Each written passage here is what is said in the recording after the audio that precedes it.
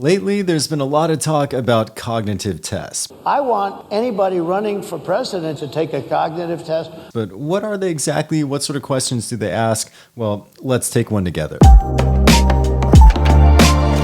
What's up, everyone? Mike Muellner here. I'm an internal medicine doctor from Los Angeles, California, and today we're going to look at the Montreal Cognitive Assessment, otherwise known as MoCA. And no, not the coffee drink. I'm talking about the test that you ace so well that the doctor has never seen anybody ace it. One of them said they've never seen anybody ace them. Anyway, here we go. I'll put it up in the screen right there.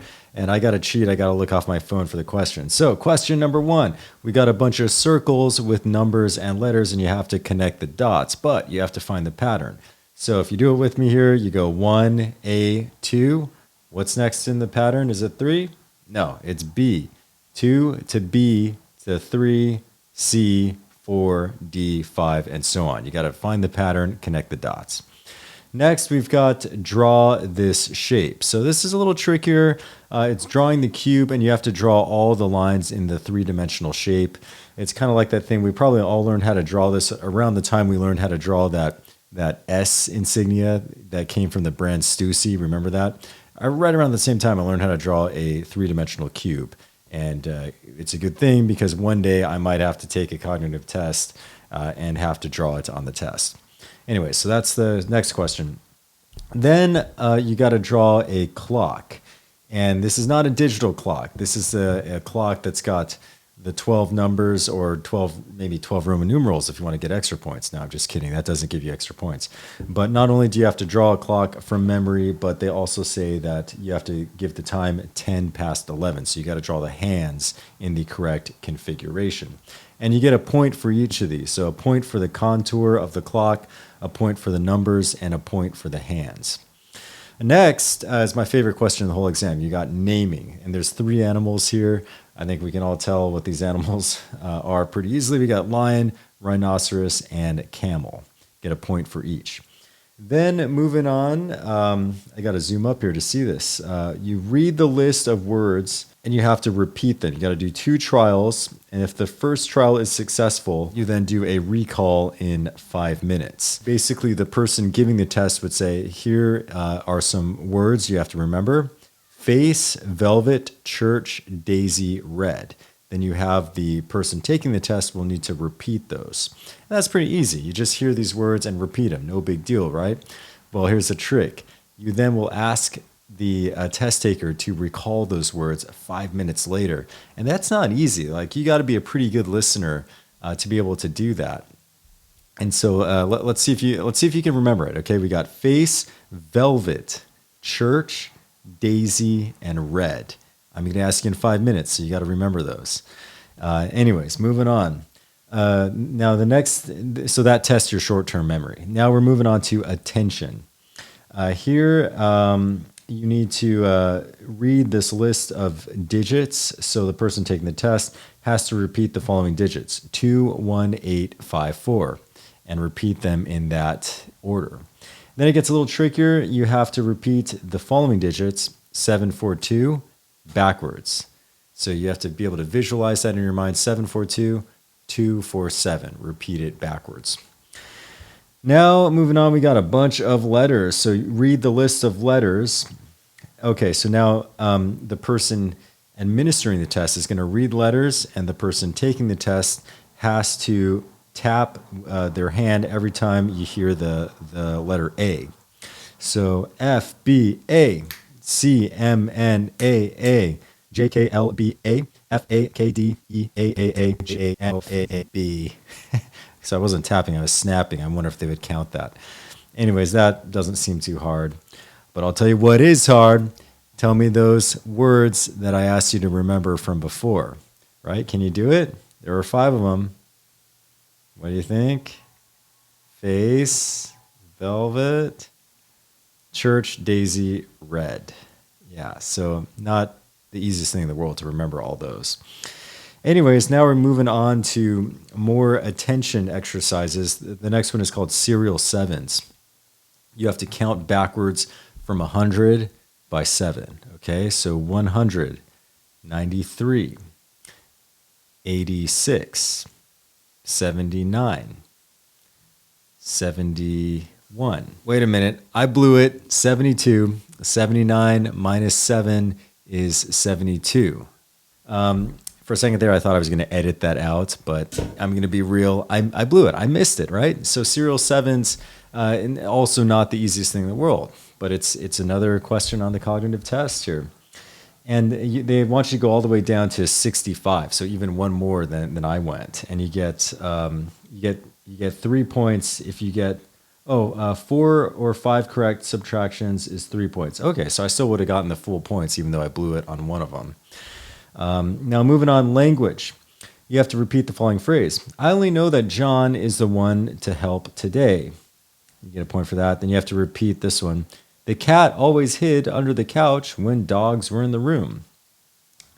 So I've got some experience with this. I learned a different form of this test. What I learned when I was in medical school is the mini mental status exam. I mean, it's a different test, but it's used for a similar reason, just for screening for cognitive deficits. And the phrase that was in that one was no ifs, ands, or buts. But that's really weird because a lot of time, I mean, like, what does that even mean anyway?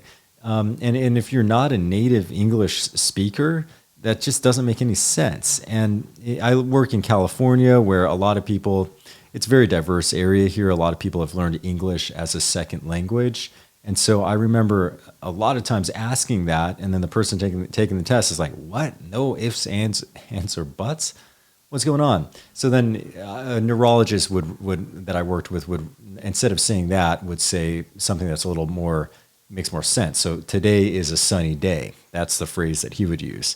And these phrases, they're a little more complex, but at least they're complete sentences and not just an idiom or just a phrase that wouldn't have a whole lot of meaning if you didn't grow up speaking English. Now, moving on here. So next is more tests on language. So fluency. Name the maximum number of words in 1 minute that begin with the letter F. So let's see. How many can you name? Maybe I'll shut up for a bit so you can think about it. Drink my Monster. It's actually pretty late in the day. I've worked a full 12 hours and now I'm making this video now.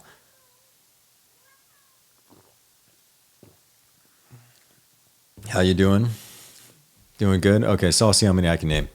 Fast, fluent, ferocious, fire, festival, fat, facetious, flow, food, fit, farther, fast. Did I already say fast? I might have.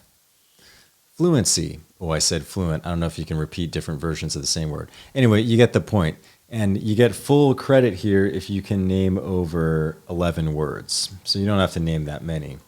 It's kind of stressful when you're put on the spot, even though that's like not that hard. You sort of don't want to repeat words, but and you're thinking about stuff. You got to try to think of them on the spot, which is not hard, but a little bit of stress-inducing activity there. Now, next, we got delayed recall. So, oh man, check this out. So this is actually where the person administering the test would ask about those 5 words. So it's a long time later, a lot of distractions in between the two. That's when we would ask about Face Velvet Church, Daisy Red. So I think that's the hardest question on the test, if you ask me. And then let's see. Finally, orientation. So you ask the date, and then also month, year, day, place, the location where we are right now, and the city that you're currently in. So this one also I think is a little tough because if you are giving this test to somebody who is retired, maybe they don't really need to know the date every single. I mean, half the time I don't even know the date. That's one that might be commonly I was missed, willing to take a cognitive but most test, people and you know what? If I didn't do well, who I aced them. do not have any cognitive deficits, they're going to know the month, they're going to know the year, and they'll probably know the day. Is it Monday, Tuesday, or Wednesday?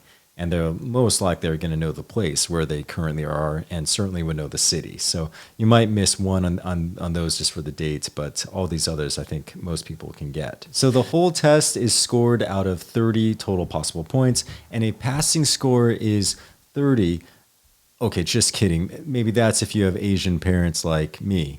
Actually, a passing score is 26. So you're allowed to miss a few of these, allowed to miss 4 and still be considered perfectly normal, or at least capable of getting a passing score on the Montreal Cognitive Assessment. So there you go. That's the test. I think that's the test Donald Trump was referring to when he said he aced the cognitive test. Now, this really is a pretty crude assessment. It's just to be used as a screening tool to screen for cognitive deficits, mild cognitive impairment, or dementia.